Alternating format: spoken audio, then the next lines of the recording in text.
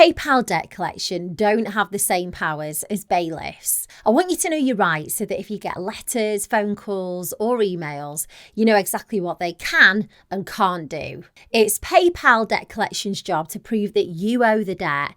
For example, they could say you owe 100 quid, but you need to make sure that it definitely belongs to you. Mistakes happen and sometimes details are mixed up. They need to provide actual evidence and the type that would stand up if they took you to court. Ask for the original credit agreement. I'll also leave a prove it letter in the description for you, but make sure you don't sign it. You don't want to give them access to your signature. PayPal debt collection are persistent. That's how they make their money, but they have to abide by certain rules. Don't let them in your house. They have no right to come in. Keep the door shut and talk to them through the letterbox if they show up. By law, if you tell them that you only want communication by email, then they have to abide by it. They're not legally allowed to bombard you with calls. They can't ring you before 8 in the morning or after 9 at night. They're not supposed to call at weekends either. If you tell them that you only want to be contacted by email, then they've got to respect that.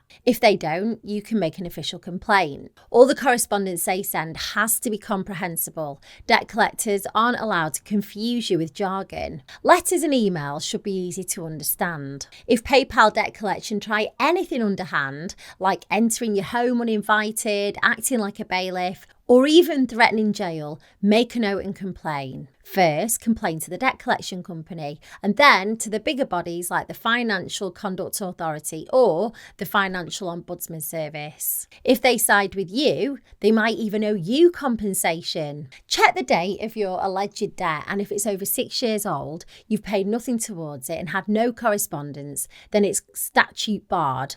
That means it isn't enforceable by law anymore and they can't take you to court. I've heard of some debt collectors buying debt that's statute barred just to try the luck. If PayPal debt collection have proof that the debt is yours and you do believe that you owe it, remember that they only pay a fraction for it. Sometimes they pay as little as 10p for every pound, so here's a bit of quick maths for you. Get your debt, divide it by 5, and that's probably the figure that they've paid for it. I doubt they'd accept what they paid as a settlement fee because you want to make money. But if you show them with a budget that has your income and expenditures, that it would take you a long time to pay that amount of debt, and then you offer them a settlement figure between 30 and 50%, then they might say yes. So for example, if you owe £1,000, they might have paid £100 for that debt. They might accept between £300 and £500 to settle it and write it off if they know you can't afford much. But if you do get a settlement deal, always get proof of payment. Make sure everything's down in writing. PayPal debt collection could add a little extra something, fees or charges that you shouldn't be paying. Always request a detailed breakdown of what you owe. If you genuinely owe money and you can afford it, it's best to clear the debt so you can just forget about it. Before cementing any agreement, get some advice. Organisations like Step Change and PayPlan are fantastic debt charities and they can guide you. Their advice is confidential and free.